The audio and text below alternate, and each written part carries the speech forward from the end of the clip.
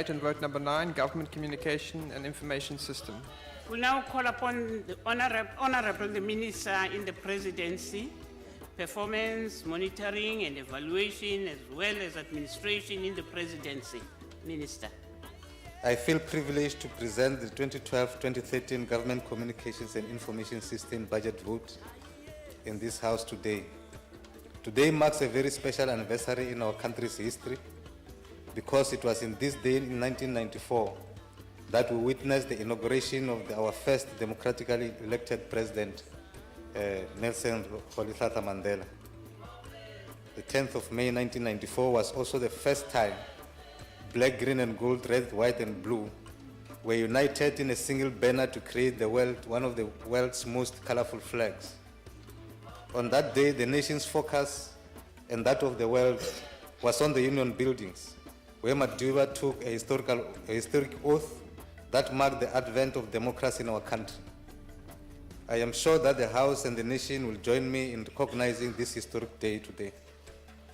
In his State of the Nation address this year, President Zuma said, I quote, "The work done last year indicates that if we continue to grow reasonably well, we'll begin to write a new story about South Africa. The story of how, working together, we drove back unemployment and reduced economic inequality and poverty," close quotes.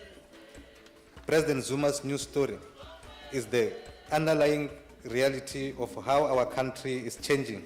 And in the context of this budget vote, it is also about government's effective narration of this changing and changed reality.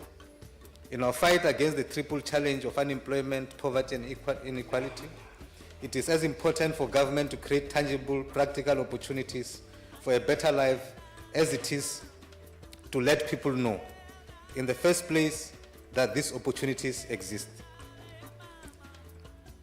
Every house we build, every identity document we issue, every social grant we avail to someone in need, and every business opportunity we create would be meaningless if no one knew these opportunities existed or how they could access them. GCIS will take political principles and key figures in our administration into people's homes, into corporate boardrooms, into other stakeholder forums as part of ensuring that government presents its programs directly to interest groups and that government gets to hear directly from such interested parties. GCIS enhanced the reach and frequency of Vuk'uzenzele publication by successfully converting this important information source from a 2-monthly magazine into a monthly free newspaper with a circulation of 1.7 million per edition. More than 50 million copies have been published in all official languages, including Braille.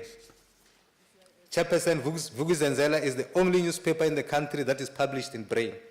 GCIS has taken a strategic decision to support the President and Deputy President with video and photography during their international engagement. This has led to an increase in the budget of over the medium-term baseline. GCIS will digitize approximately 3,000 hours worth of video footage of government recorded over the years.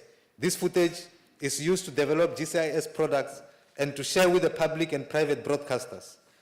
This budget is there to ensure that citizens are fully informed about government's program and how it can change their lives, and that they have opportunities to interact with government.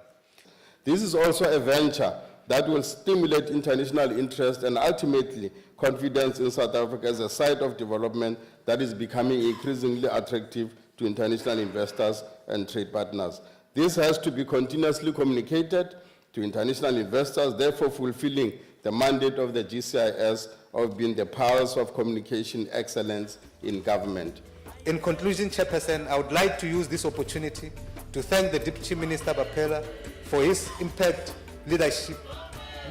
leadership in the strategic guidance of GCIS and other entities in the department. This is to ensure we centralize and in-source government procurement of advertising and thus cutting out the middlemen to maximize government's bargaining power. Over the coming years, GCIS will, in line with its vision of being the pulse of communication and excellence in government, energize the nation around our developmental goals, and help to maintain the confidence of investors and partners both locally and internationally.